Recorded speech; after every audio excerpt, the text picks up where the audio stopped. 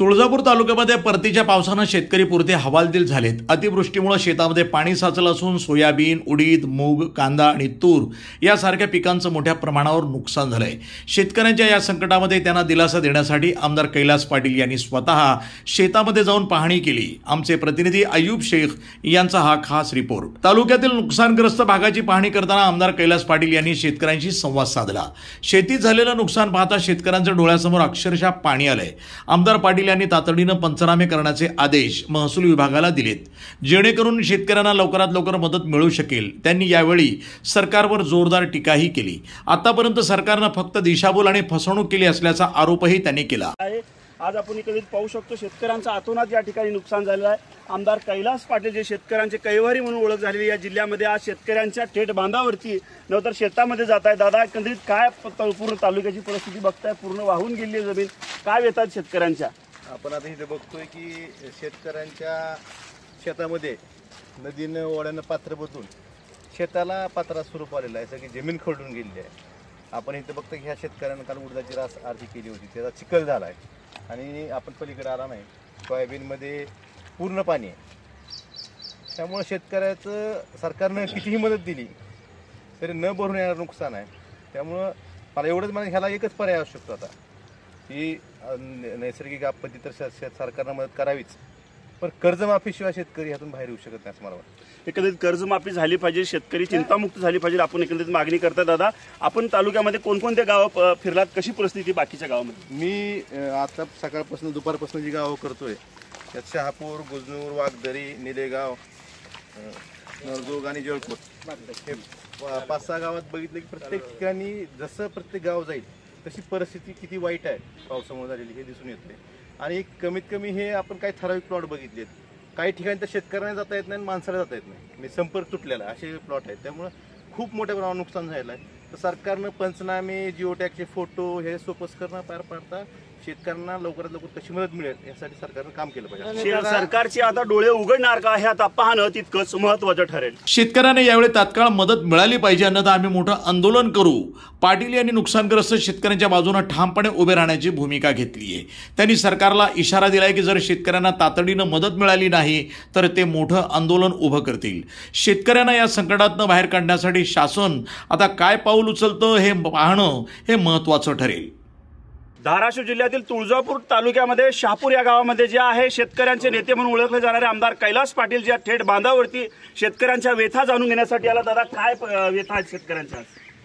गेल्या काही दिवसापासून या जळकोट आणि नळदुर्ग परिसरात सततचा पाऊस आणि काल जी रात्री अतिवृष्टी झाली, काल दुपारपासून पाऊस चालू होता आणि तो आज सकाळी बंद झाला आहे।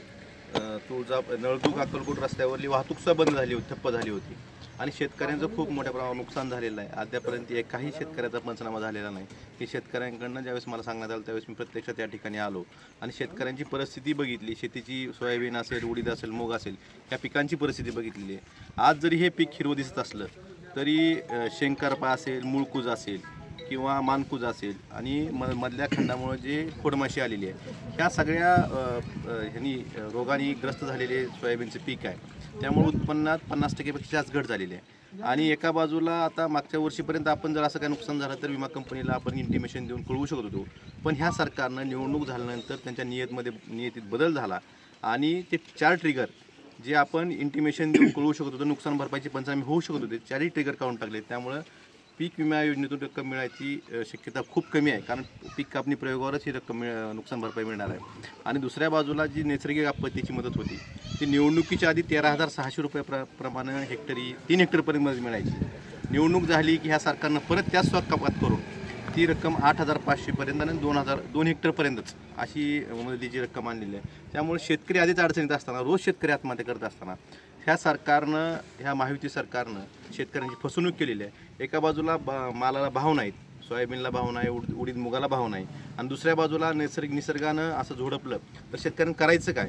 त्यामुळं शेतीची पाहणी करून 100% प्रशासनाला सांगितलेलं, या ठिकाणी आपलं तहसीलदार होते त्यांना सांगितलं की एकही शेतकरी ह्या मदतीपासून वंचित राहायला नाही पाहिजे आणि शेतकऱ्यांना आवाहन करतो की प्रत्येकानं आपले पंचनामे करून घ्यावे आणि जर कुठल्या प्रशासनाच्या अधिकाऱ्याकडनं पंचनाम्याला काही अडचण आली तर स्थानिक शिवसैनिक असेल किंवा थेट मी असेल, खासदार साहेब असेल, यांच्याशी थेट संपर्क साधावा.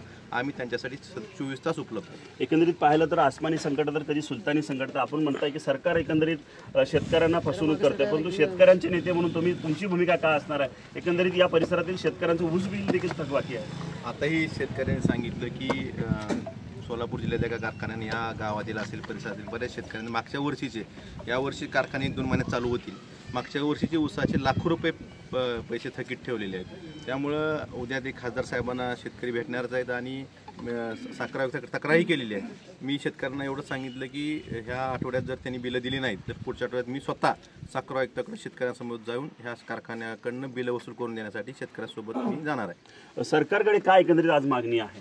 सरकारकडे एवढीच मागणी आहे की तुम्ही जे निवडणुकीपूर्वी तुमचं जे होतं की 13,600 प्रमाणात तुम्ही 3 हेक्टरपर्यंत नुकसान भरपाई देत होतात, पीक विम्याचे जे 4 ट्रिगर होते ते तुम्ही जे काढून टाकलेत, त्या ट्रिगरचा परत समावेश करावा. त्यामुळे शेतकऱ्यांना नुकसान भरपाईची जास्त मदत मिळेल आणि एक वर्ष नुकसान भरपाईची मदत मिळत नाही. आणि हे जे नुकसान भरपाईचे पंचनामे आहेत ह्यात तुम्ही निकष अटी न लावता प्रत्येकानं जिओटॅगचे फोटो द्या, निकष द्या. ई पीक पाणी सारखा पीक पाणी मी 2 दिवसापूर्वी माहिती घेतली, आपल्या जिल्ह्यात फक्त 4% पीक पाणी झालेलं आहे. ॲपच चालत नाही. रात्री 1-1 वाजता 2-2 वाजता शेतकरी शेतात जातात, ते ॲप चालत नाही.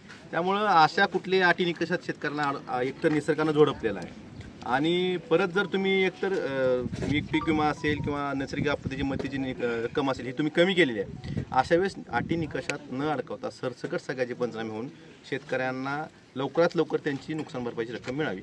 एकंदरीत तुळजापूर तालुक्यामध्ये असंख्य शेतकरी जे आहेत तात्काळ शेतकऱ्यांना जी आहे मदत मिळावी अशी मागणी जी आहे सरकारकडे कैलास पाटील यांच्या माध्यमातून केलं जात आहे. व्हिडिओ जर्नलिस्ट अजित चव्हाणसह आयुब शेख, NTV न्यूज मराठी, तुळजापूर, धाराशिव.